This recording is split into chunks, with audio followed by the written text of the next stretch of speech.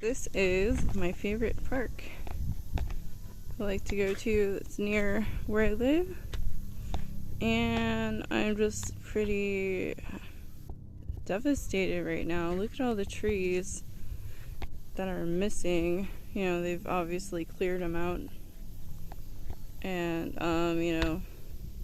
some are still laying around and stuff.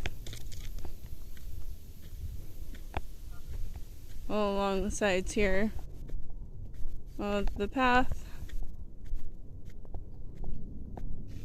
that I like to walk down. And I think that goes the same for a little bit of this path over here, like I was showing you. This upsets me because I am very connected to plants, and I feel like this is an injustice.